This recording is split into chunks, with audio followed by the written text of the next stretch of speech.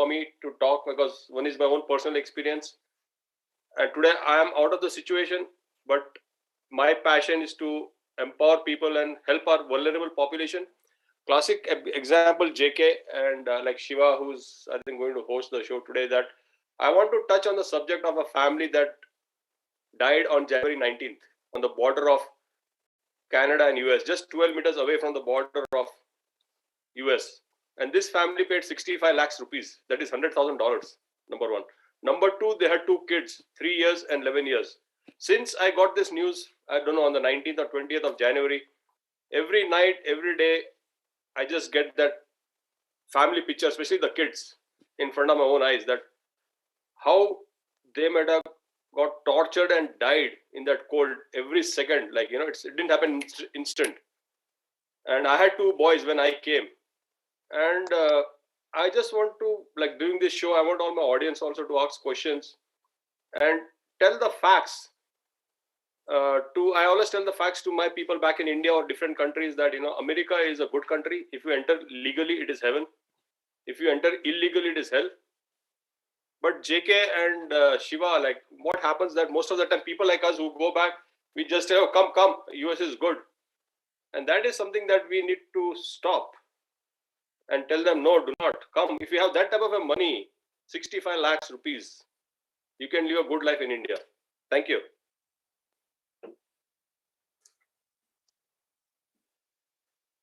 Harold, before we jump into the conversation, right? So I want all the audience all over the world who are watching this, and maybe in the future, you touched upon the subject, right? So this is something new for many of us, and we still close our eyes and say, like, okay, human trafficking, what is that?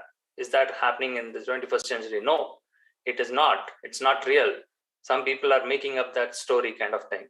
So how did you become a victim? As you said, I always see you as my friend, and also we got married. That's a different joke altogether.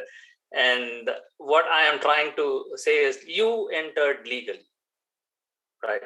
How did you ended up as a victim, and share a brief of your story so that everybody knows that.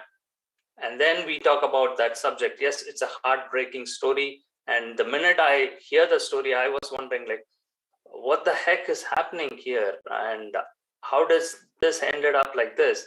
And moreover, like, when we know that, like, it's an Indian community, we really feel bad. Like, so I just don't want to ramble. I'm just asking you to give your picture of the story, and then we'll go from there. Yeah, JK, like in the year 2003, like in India, and especially in Gujarat, there is a proverb, going to America is like going to Swarg, like going to paradise or heaven. So in 2003, I was invited on an H-1B visa. That's a work visa. So I entered the United States of America legally on a $75,000 salary per year plus benefits. But what happened? I came on four things. I came on a trust. I came on a faith. I came on a promise. And I came to live my American dream. But little did we know that we became victims of labor trafficking and debt bondage. So you can imagine, JK and friends, that I, being an educated person, from a well-to-do family, can become a victim. So I always tell that in the case of human trafficking, whether it is labor trafficking or sex trafficking, I want to educate my audience globally that caste, color, creed, gender, nationality, status does not matter. It can happen to anyone.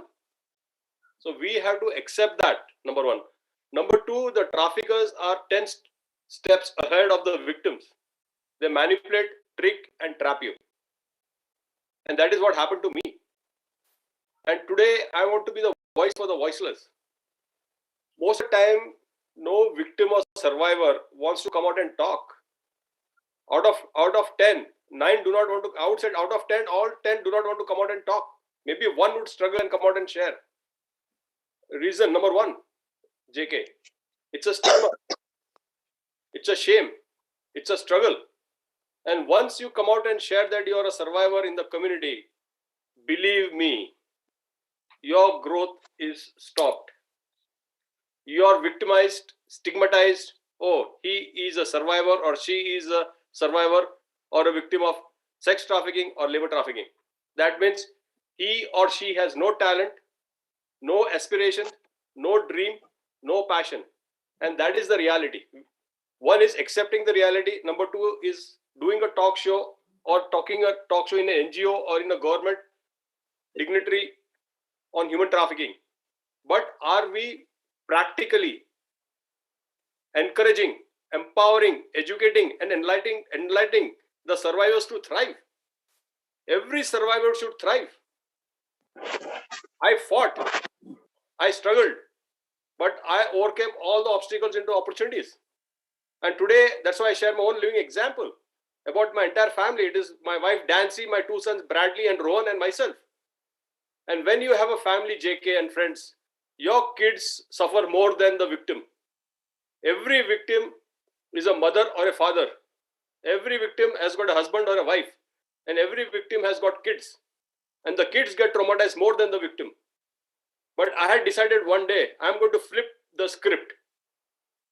And believe me, JK and Shiva and friends, Rakesh Bhai, Sonal and all, it has not happened overnight. I have struggled. But I had decided one day, I have worked 16 hours a day.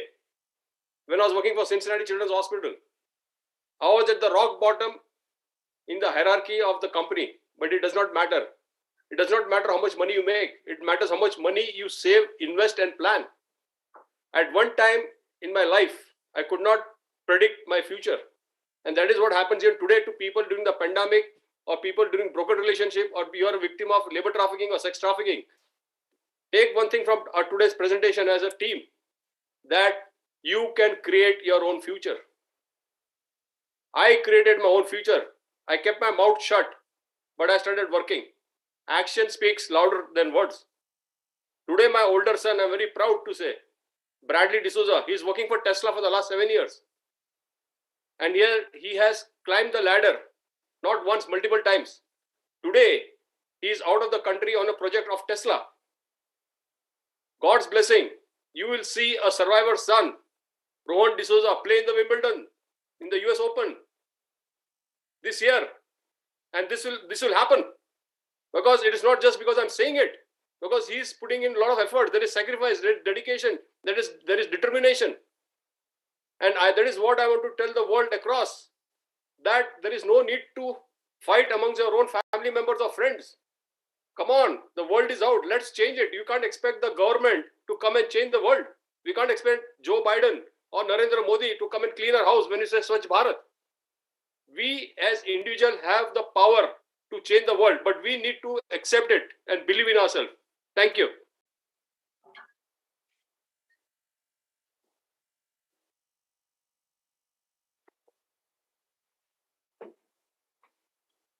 Harold, you are always passionate, and I can't match with you.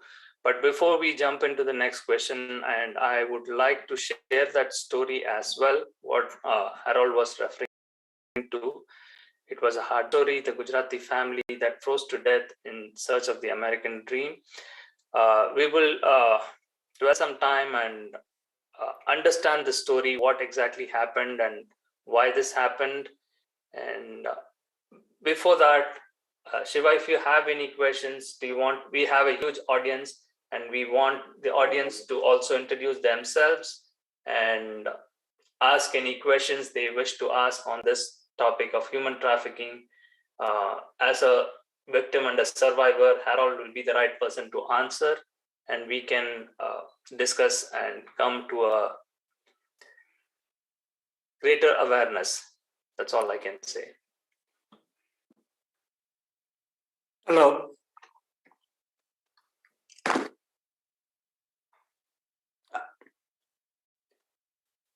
Yes, Hriday Rawal, is that you? Yes, I'm from India, and I'm a huge fan of Mr. Harold D'Souza. I want to ask him that how is his NGO Eyes Open International is working towards the victims and survivors of human trafficking? What help?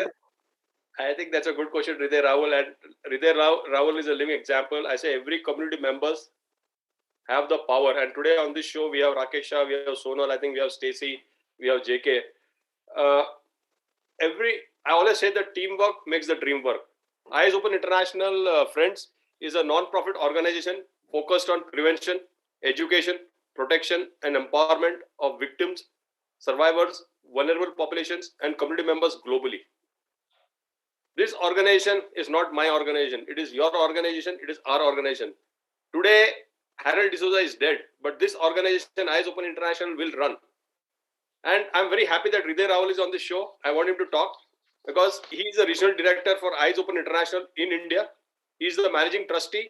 And why I'm saying that is not just because he has started from ground zero. I always say from zero day is a hero. But more important, during this show, I want people in India, like this particular family, right? Husband, wife, and 2 kids. If you are getting an offer to come to the US or to Canada, please call Hriday Rawal. And Hriday, I want you to share your number on this show so that we can protect them.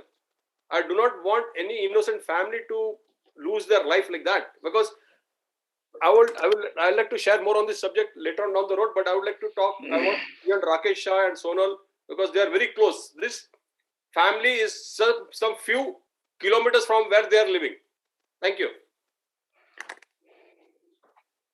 Yes, Rakesh bhai. No voice. You're muted. His family, Mr. Jagdish Bhai Patel and his wife Vaishali Patel, and 11 years young daughter Vihangi, and 3 years young son Dharmik, who passed away on 19th of this last month, 19th of December. And they were informed on 27 January this month. And so they have decided not to bring their dead bodies to India, and the funeral and all things will be done in USA. So in India, everyone wants their dead body to be with them, and they according to this holiness and all that, they want to do funeral in their village. Am I right? Yes. So we don't want any, as Harold said, you contact Hriday Rawal, because see, these agents are charging fantastic money, and they in Gujarati newspaper they have mentioned, yesterday's Gujarati newspaper, that they don't take a case unless someone refers them. So we have to stop this. Can you elaborate on that? Can you elaborate on that, Rakesh bhai? Refers means, what do you mean by refers? See, I'll speak in Gujarati. Agents are also very particular. उनको किसी के ऊपर भरोसा नहीं होता है, और जब तक कोई उनको मतलब गारंटी नहीं देता है कि हम आपको पकड़वाएंगे नहीं, आप हमारे बच्चे को यूएस ले जाइए. ओके, समझ गया. ओके. तो उतना गारंटी देने के बाद वो लोग केस हाथ में लेते हैं, और इतना पैसा चार्ज करने के बाद उनको कनाडा यूएस बॉर्डर पर छोड़ दिया, और वहां माइनस में उनको चलने के लिए कहा गया. तो कैसे चल पाएंगे माइनस में, जो यहाँ 17-18 डिग्री में फ्रीज हो जाते हैं गुजरात में, तो माइनस में कैसे चल पाएंगे? तभी तो वो लोग मर गए. तो वही मेरा कहना चाहता हूँ, आपने जो कहा राकेश भाई, that is a very very touching subject, that how can the traffickers, it was like a murder. Hello. Yes. Yes, please continue, Mr. Harold. Yeah, so what I was saying is that, see, these traffickers, when they knew it was like snowstorm or blizzard, at such a time you cannot even step out of the car for 2 minutes. And you have to understand, that's one. Number two, these families from India, you are not habituated to this winter. Even during this snowstorm here in US right now, I struggled going out. So they should have not entertained or allowed them to go venture at that moment. And that is why I'm trying to create awareness, and we want you to raise your voice back in India. Rakesh bhai, Hriday, Sonal, and all our delegates, is that to educate our family and friends that it's not worth doing that. Yeah, continue, Rakesh bhai. Yes, and they have to pay money in installments. This is what they have written in this newspaper. So, and then they are કબૂલાત કરનાર વ્યક્તિને સમગ્ર trip પતે પછી એજન્ટને રોકડ પૈસા ચૂકવવાના હોય છે. આ કબૂલાત કોઈ પણ સંજોગોમાં કરી ન શકે ને જો એમ થાય તો તેના પરિવારની ઇજ્જતનું સમાજમાં ધોવાણ થાય. So once they decided to go to America, so then it is a question of credit. अगर बच्चा नहीं पहुंचता है यूएसए तो इनकी इज्जत चली जाती है. See, ये बहुत ऐसा बड़ी एक बार यस अभी आप बोलेंगे. मेरे को आपकी राय चाहिए राकेश भाई. You are a very honest and humble Indian. As an Indian, if somebody tells you, would you do this with your family and come to the US paying that route? Not at all, not at all. My daughter is waiting since 2.5 years to go on immigration. She But married would you take this route, undocumented route. No, impossible. How can we do that? She is waiting. She got married on 8th August 2019 and she is still waiting for her visa call. That will happen. She'll get it. But I don't know why. Yeah. Why do, like you said, ijjat, status, which I know. That is so wrong. Just coming to US does not mean that your life will change. You go to work, you know it's a struggle. Yes. Here the heading is dollar या પ્રેમનું વળગણ આજે પણ છે. So they are more interested in dollar country. Come what may, we have to reach to America.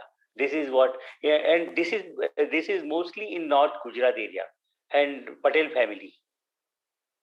But we need to change their mindset, number one. And I want Ian, like Rakesh, I want Ian Sonal Ben to talk something on this because she's also from Gujarat and her son is in the US.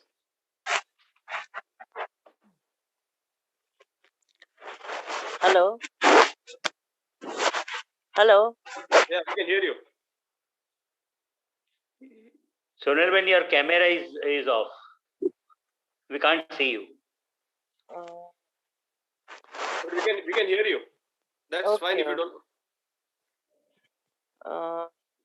I would like to say that people can come, but not just when they have enough money from in India. Why do they want to come? First question I would like to ask them like that.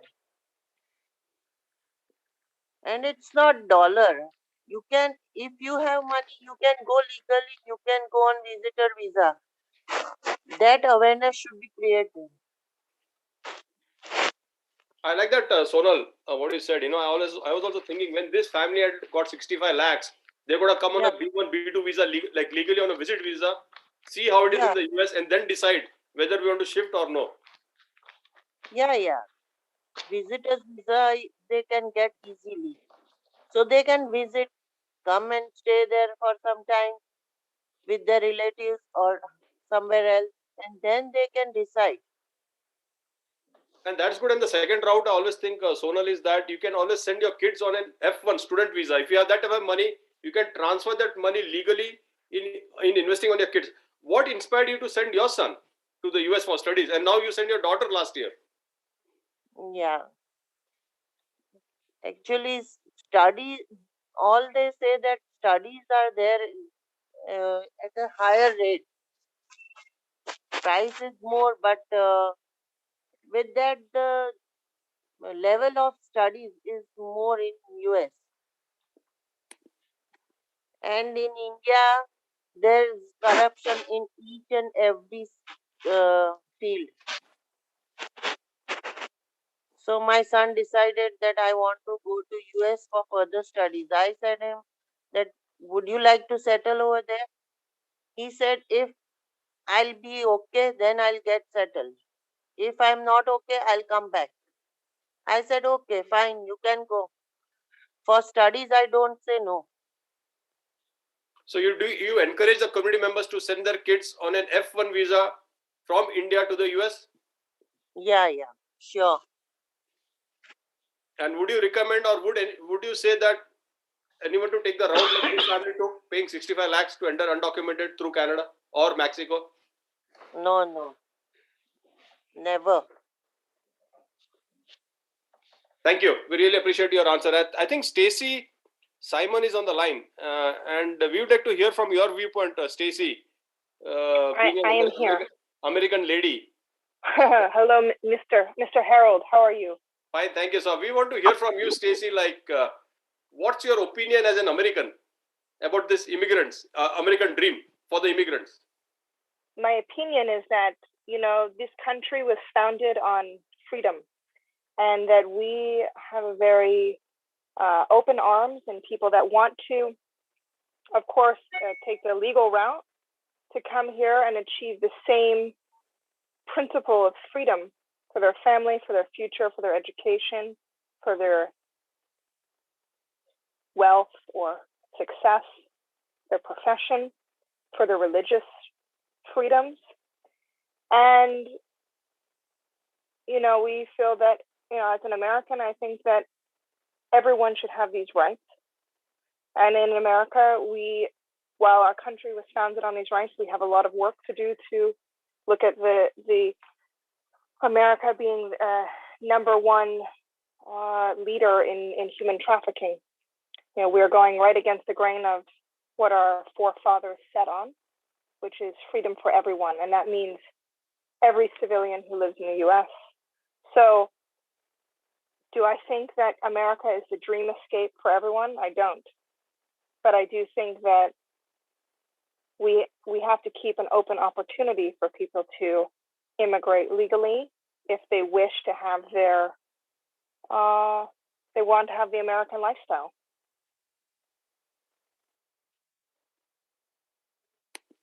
Thank you for your feedback, Stacy, and we really appreciate your passion on human rights. So thank you very much. And Thank you, sir. Your voice matters to us. So Thank anyway, you. JK, I hand it over to you, and I want other delegates who are on the show would like to say something, can always join in and ask questions. Thank you. Harold, different viewpoints. Again, I am trying to play the devil's advocate here. You dodged the question, and I'm not talking about people who are trying to come illegally, right? In this story as well, I couldn't understand Gujarati or Hindi or whatever language you guys are talking. But anyway, that's a different story. I'll get it translated at a later time and understand that. So my question is, they already came to Mexico or Canada or any other country legally, right? So they have this urge to visit United States, and they are trying any means. That's a different story altogether. My focus is on how we are ending up in this free country, as Stacy was mentioning it. It's a great country founded on great principles, freedom for all. But what happened in your story? You came as an H-1B visa candidate, and you even mentioned that sending the people on F-1 visa, and what's happening even in the business visa. And one other person mentioned that to ask this question, he was not interested to ask that question. People who come on business visa are even harassed at the airport. They are threatened and they are deported back. And we are justifying the American way of life. That is wrong.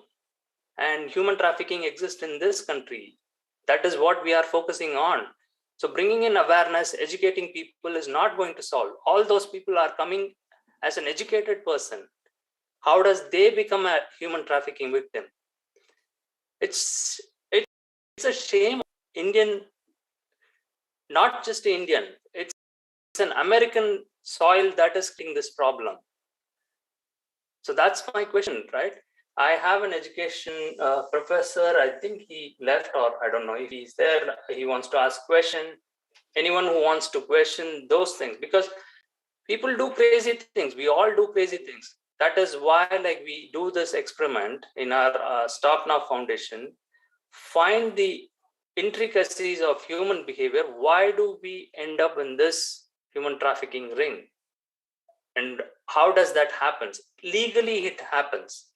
And we all know that, Harold, correct me if I'm wrong, people who become illegal entered this country legally, why did they end up illegal?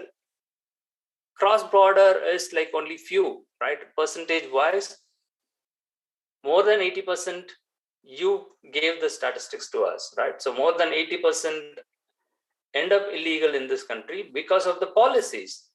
It's the US government which is at fault. And why are we not addressing the elephant in the room and then asking individuals to change their behavior? How does that going to work out? Can anyone answer this?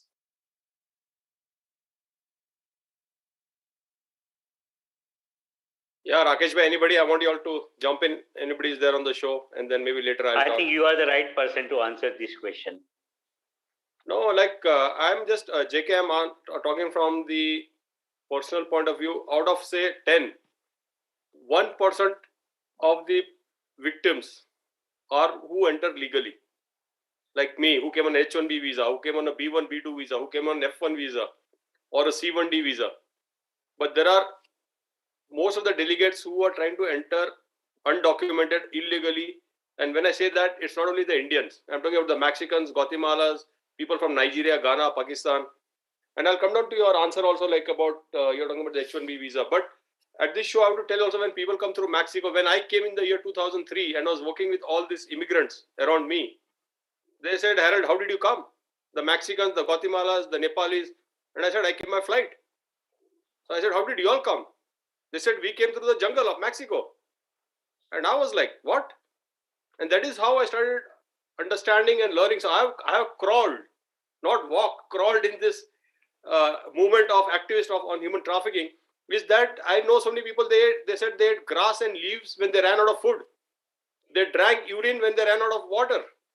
And when they came in a group, all got dispersed. They saw skeletons in the jungle and only 1 or 2 made it to the border. And that is what I'm trying to say, JK, is that see, there are different tiers of human trafficking. What one you said is right. You come on an H1B visa, you come on F1, you come on a C1D, you come on a B1, B2. But like in medical field, when you say that you're in a trauma bay, that you got cancer and you're on the 4th stage and you're diagnosed at that time, you need to focus on that particular patient first. You cannot say, okay, there's somebody in the waiting triage or in the urgent care who's got fever. So they'll say, okay, he can wait, but this patient cannot wait.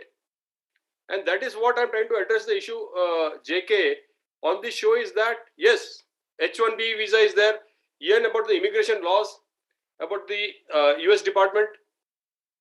But there are so many cases to be addressed immediately where we can save lives. Like this particular family, there are so many families who have disappeared, have vanished.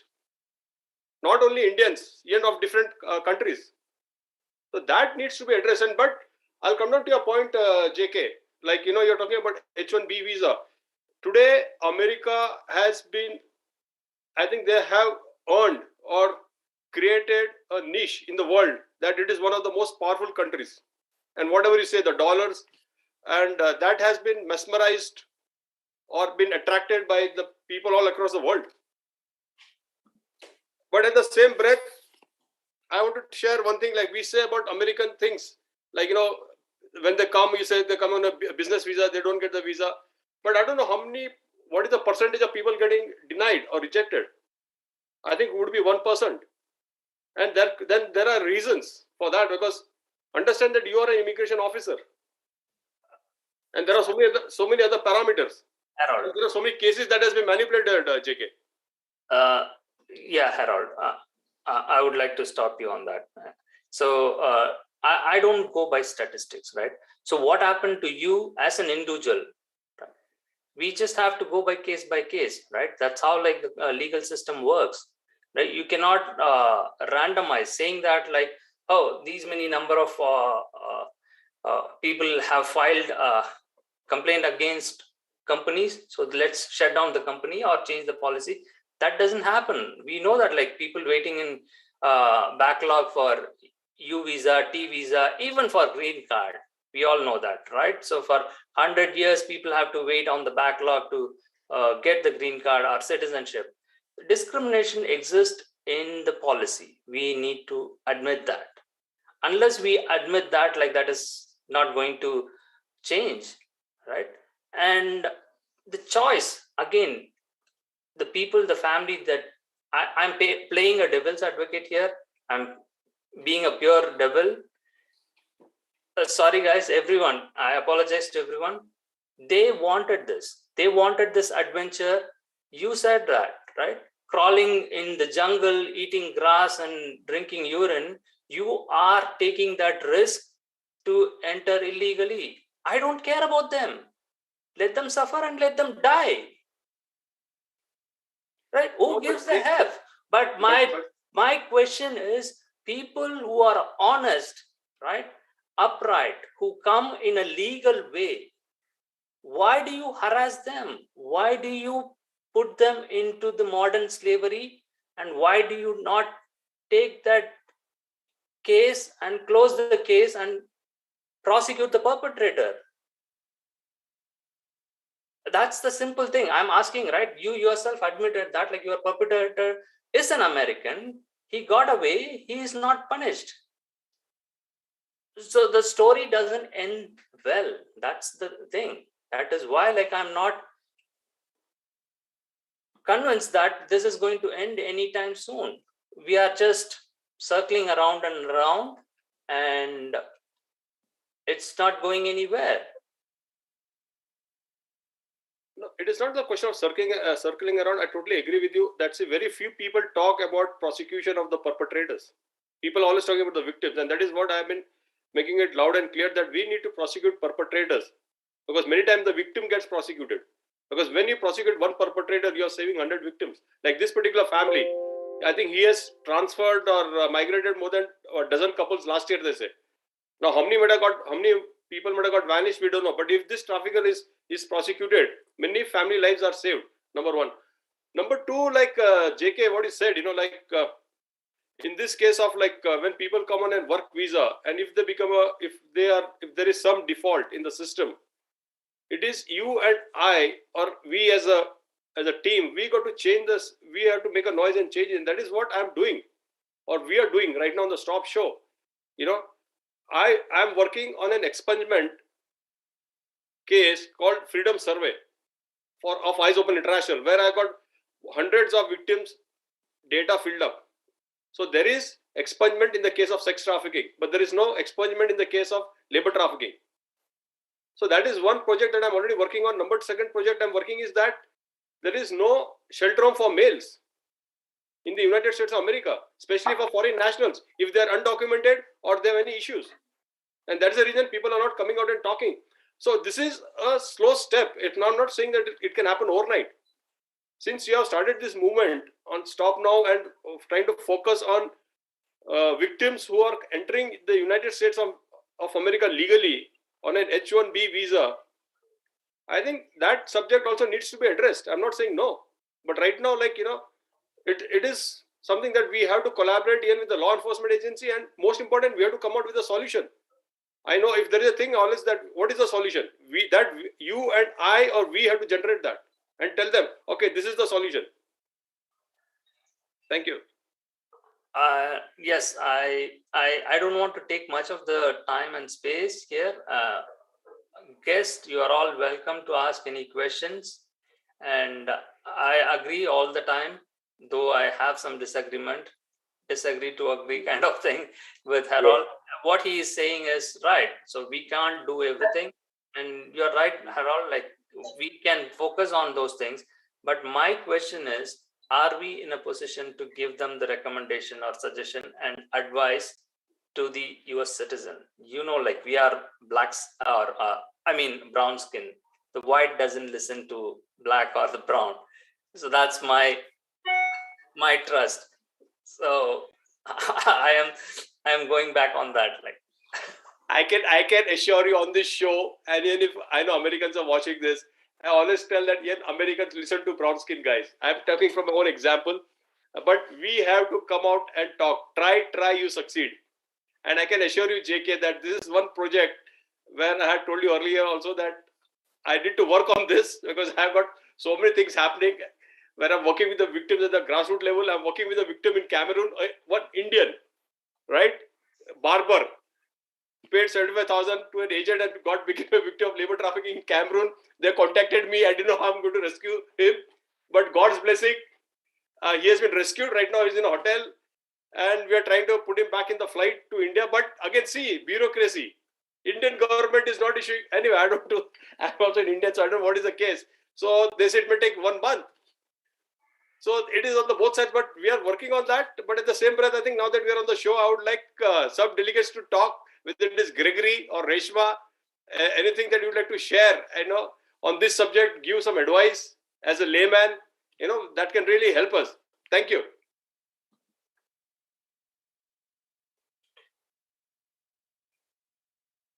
Gregory, you would like to say something? And he's on phone, I believe, and it's a shy audience, but they are listening. Hopefully, I think so. Rakesh bhai, anything you would like to add? You're on mute. Well, I will do a roll call. Animation join. Huh? Yes.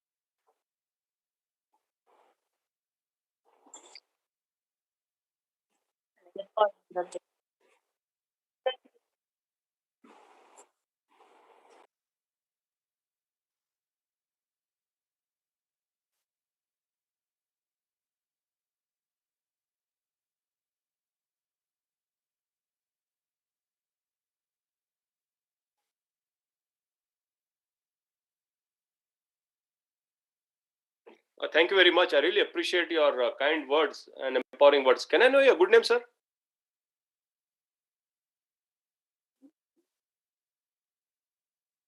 Yeah, thank you very much, bold, brilliant Billy.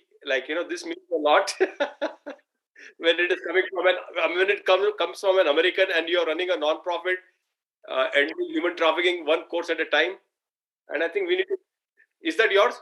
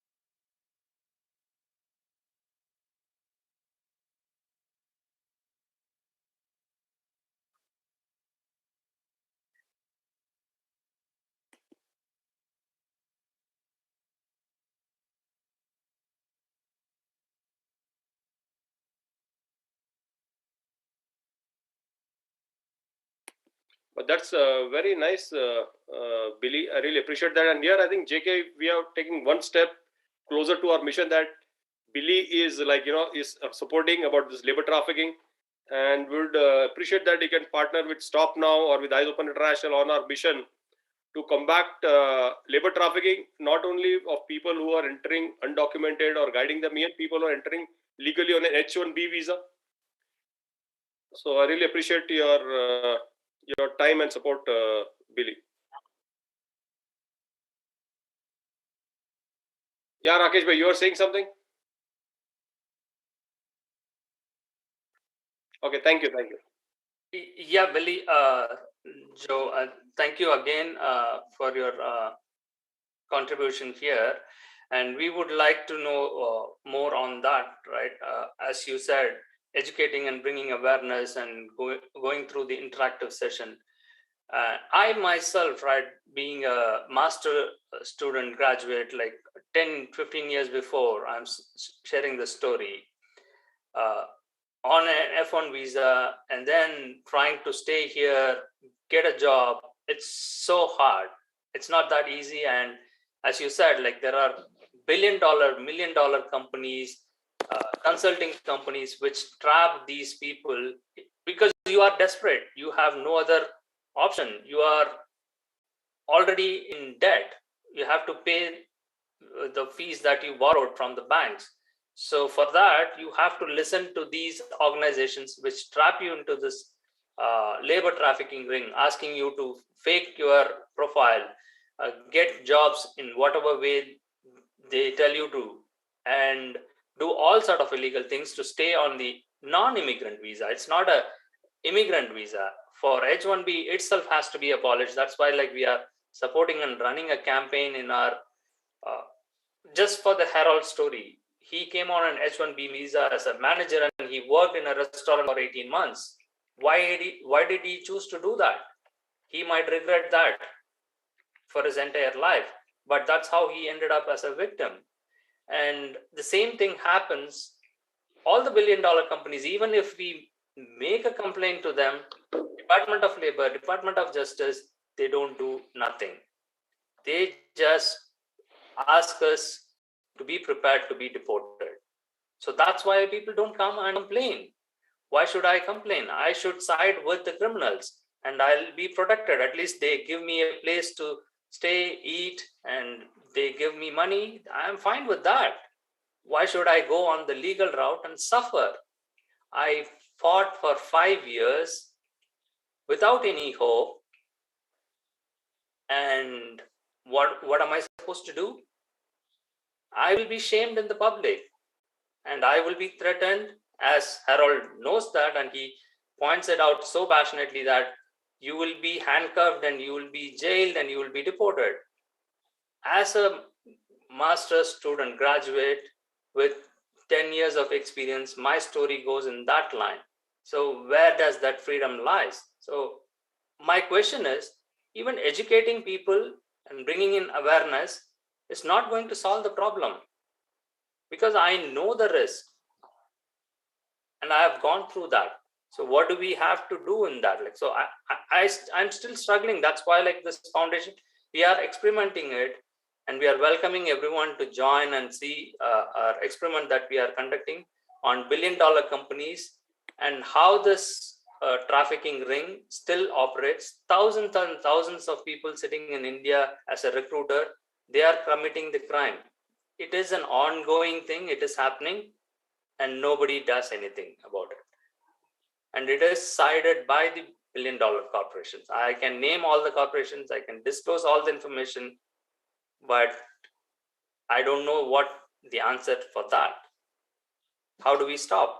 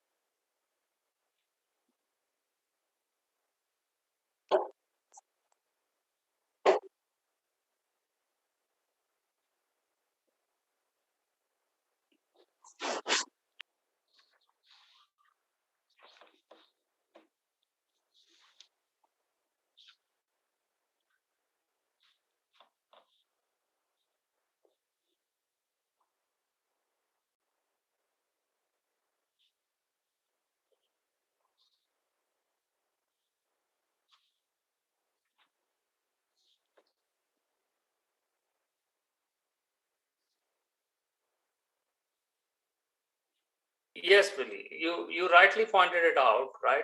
So it's a network of criminals, right? I mean, the lobbying, the corporates, even the lawyers, the law firms, attorneys are ganged up on this. We are so surprised in our foundation. We are trying to bring in an attorney to our show and ask him these difficult questions. They all say that, like, oh, we don't want like to go against H1B, because the reason is I have clients, I have companies.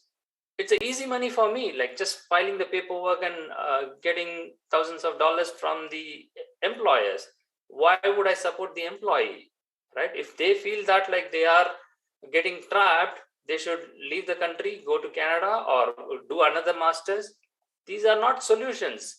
So they are ganging up. So it's like when the legal system itself is against you, you don't have justice. Why to fight it out? So that's why like people are keeping quiet. So I don't think it's that easy for us to uh, talk about it and just bringing in awareness. Everybody knows this. Obviously, right? You and me, we know that, and we are hitting hard at a dead end. That's how I see that. But obviously, Harold and some of us like are still positive. Okay, let's think positive. Let's hope that like in future we will make some impact. And I would like other guest or audience to ask questions. If you guys are okay with that, please feel free to jump in, ask question. Rakesh, Partho, Baran, Reshma, Sonal, Taran, please go ahead. I would like all our friends to know about Eyes Open International. I think Harold will focus much on this, how our organization work for victims.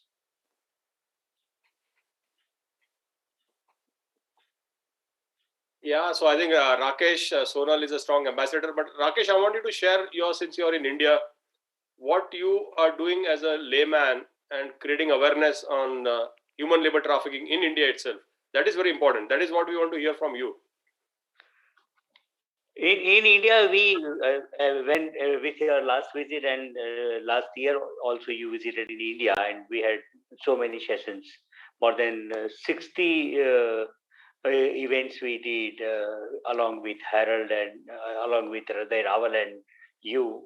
And we created, you delivered many lectures. I'm the witness of that in India and many various places in India like Nadia, Anand, Ahmedabad, Baroda, and Halor also we went.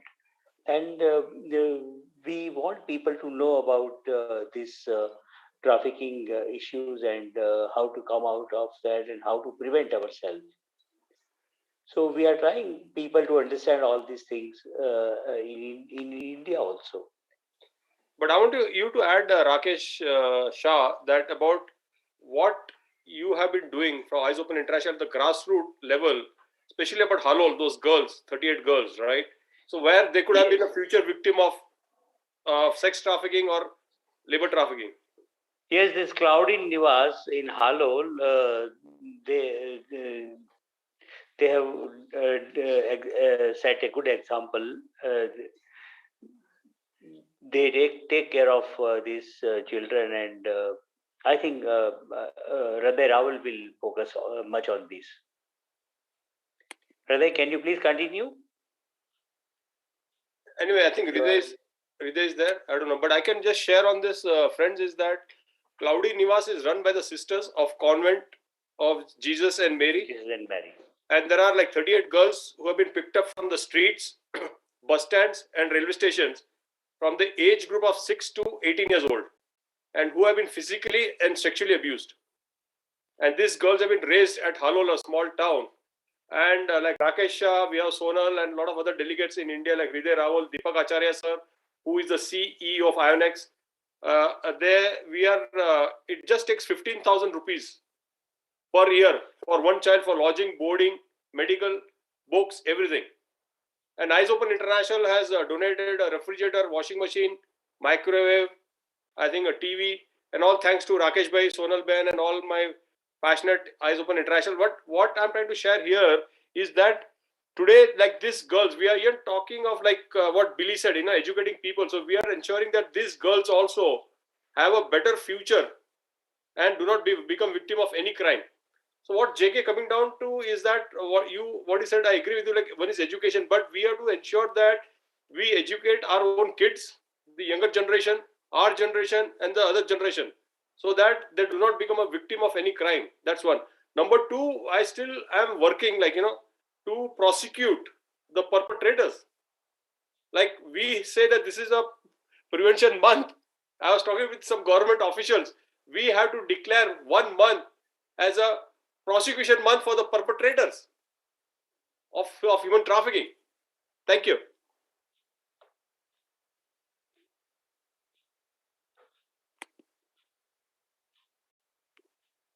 Yeah, so we are nearing a 1 hour session. So probably before we wrap up, anyone wants to ask any questions, feel free to jump in. And also we welcome everyone to support Eyes Open International. And if you are willing to join us, subscribe, and please like our YouTube channel. You all know, like, you can access our website as well. Anyway, I just like to end on one note here, friends, is that if you or suspect anyone is a victim of labor trafficking or sex trafficking in the United States of America, please dial 1-888-373-7888. And when you call this number, you are going to get into any trouble. But that particular victim might be rescued and might get freedom.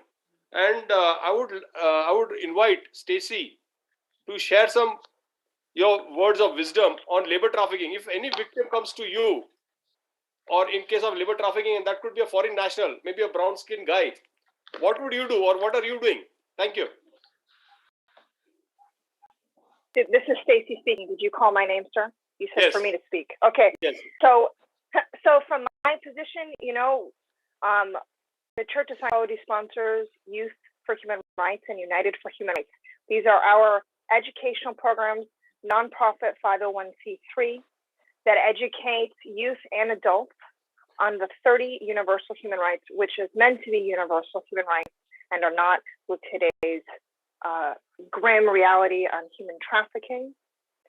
However, if I receive someone, I've been well educated by Mr. D'Souza with all of the hotlines, the 1-800 numbers, the Ohio State General Attorney's Office, where someone comes to us in need, we know exactly what to do. Contact the 1-800 hotline, contact the Ohio State Attorney General's office, and by the indicators of, they're not being well paid, they're not open to formal education, they're not, they look malnutrient, all these indicators where they don't want to say, they don't feel like they're in a safe place to speak up, We know the hot tip lines, and we know how to use them. Thank you, Stacey. I don't know if Partho or some other delegates who are on this show would like to share something. We would really appreciate that. Or maybe Shiva has not spoken anything. Yeah, he has been quiet. Like he got trouble. Yeah, my yes, nothing is there. Like my view is totally somewhere out from your thoughts, because like if you want to stop something, like for educating people, I don't think educating people will change their mind, and this is the world is consuming world, and I need an iPhone, I need a I need a coat which are all weird, so I need money for that. So whatever way I need money, and I do crime. That's it. Like if I get all the thing on first, like iPhone, I need first. If iPhone release 11 or 13 release, all the people are even in America, even white people will stand on a queue and they purchase it. That's the consuming world.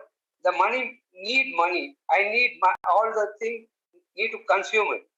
So by educating somebody, it won't stop. Educating people, like all the organization, like Stop Now or whatever organization, they make money by making people educated. They're saying like we educate and we earn money. It won't stop. Nothing can stop on society. If people need to, I have a plan, like if we need to stop, all bloody people will go on to Himalaya or sit silent, and we don't have any wish or we don't need to do anything. That will stop human trafficking or nothing. It happens. But other than we can't stop it, nothing can stop. But I think Shiva, what you're saying is right. But that's not going to stop Billy and me or JK and yourself. We are going to try to raise our voice, and I'm going to do that. But I'm not going to keep quiet just because things will not change. But eventually, I know things have changed. I can say that with my own personal experience. No, I'm sorry. Like even like in, I think India or any Asian country, people more than 200 years, they're trying to get it inside America or any other Western countries, because Western countries have invented more digital things like consuming things.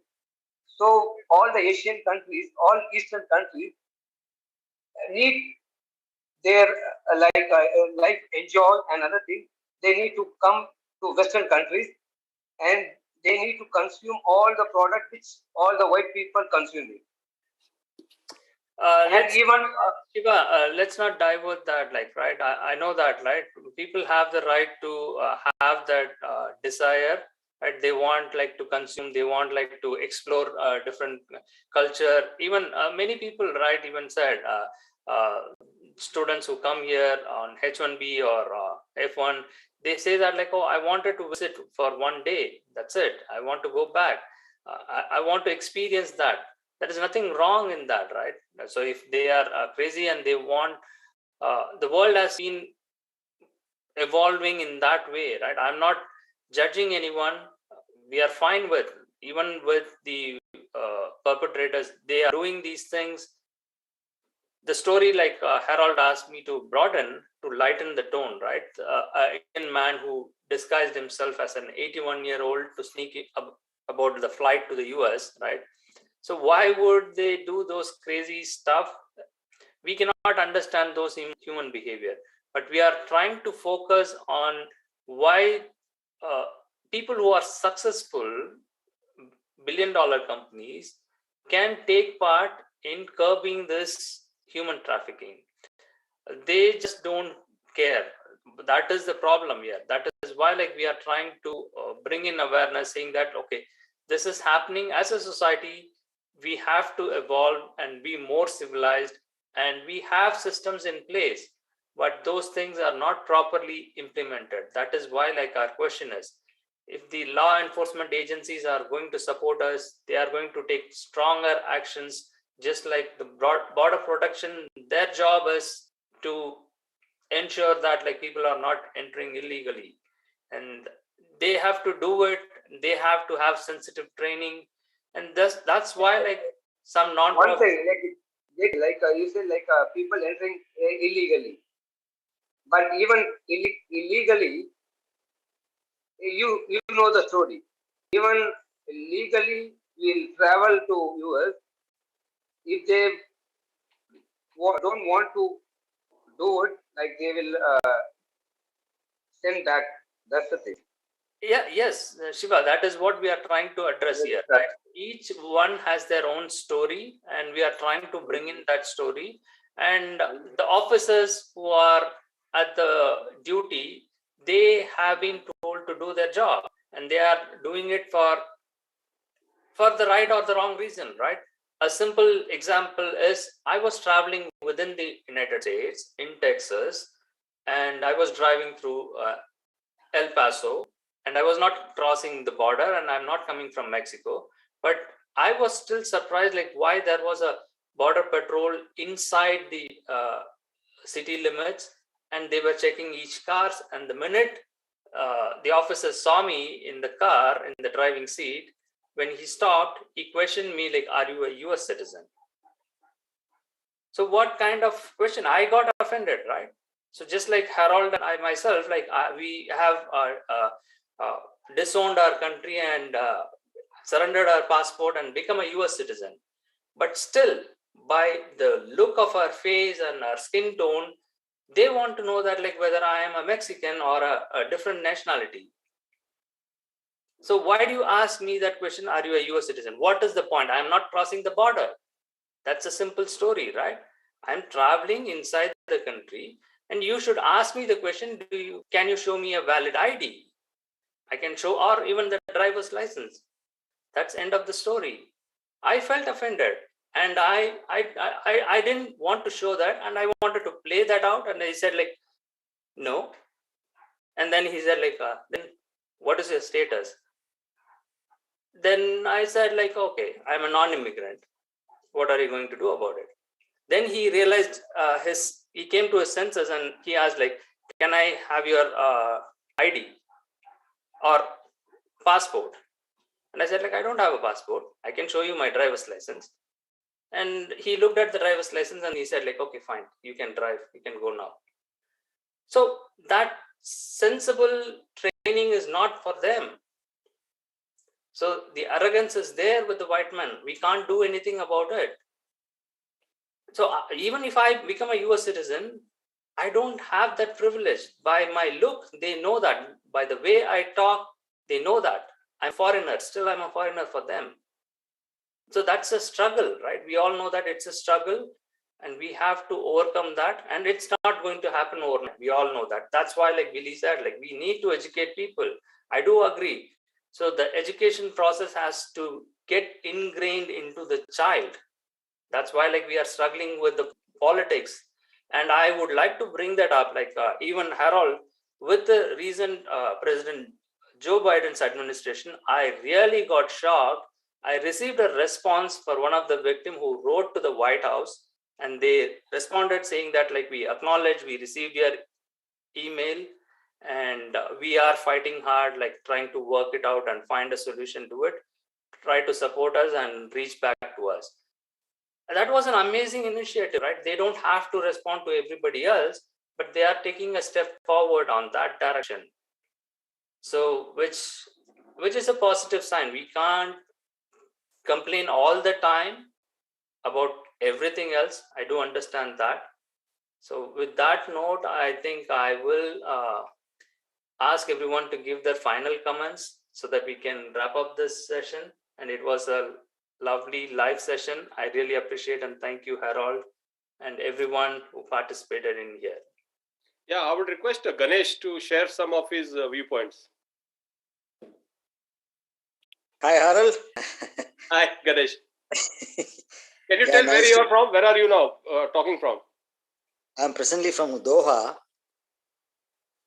Oh, and wow. Doha, yeah. And I heard some of the delegates. Of course, I joined a little late, Harold.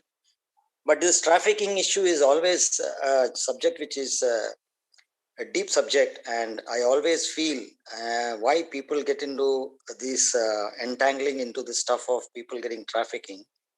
So I heard many words from you in the past also, and I heard some of the delegates speaking. But as I think, I don't know, someone said that education and awareness is one of the most important. How do we do that is my question. Because like, for example, when I applied for Canadian immigration way back in 2000 or 2001, those times, no mobile, it was not trafficking, but I'm just sharing with you. There was one company who told that we will send you to Canada in 6 months on a skilled visa.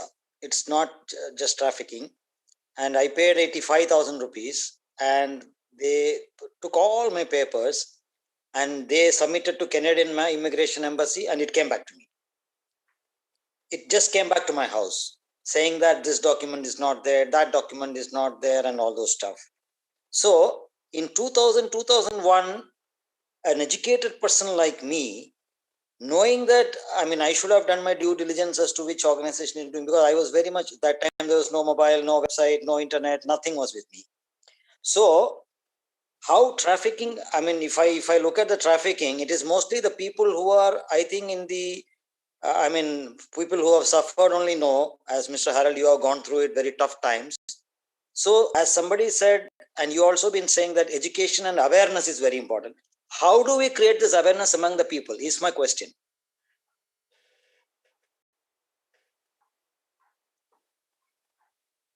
Harold, you want to take that question?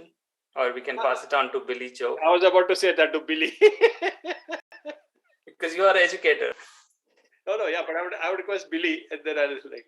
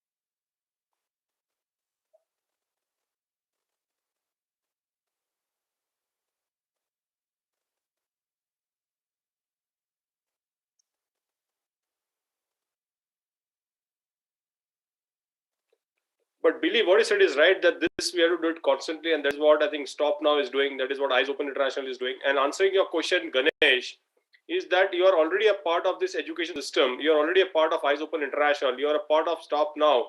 And Ganesh, what we are trying to ensure and what you are trying to do, you give the example of your applying for a job at Canada, but today your son is studying in the United States of America.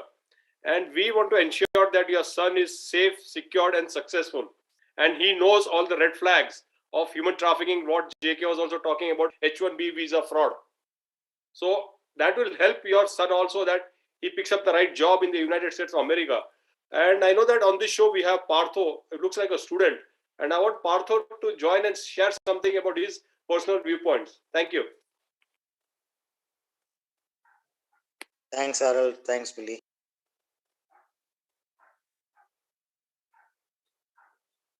All right. Again, Rato, are you there? Right. Yeah. Fine. I think he's having some difficulty. Yes, I'm here. Yeah, go ahead, Partho. How was your journey? Yes, And you have been doing some experiment. If you want to share anything or answer the question that Harold asked you. I think he is having some difficulty in the connection.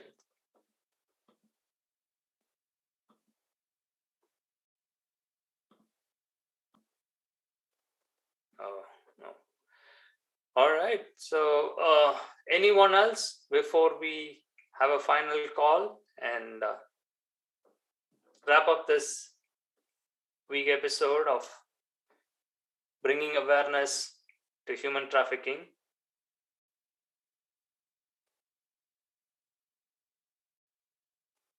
I take that as an yes. All right, Billy, thank you again for joining us. And Harold, it's a pleasure. Thanks to meet you again. And to everyone, all the audience, including Rakesh, Partho, and everyone in the meeting. Thank you all. Thank Stay you. safe. Thank you. It was a good session. Yeah.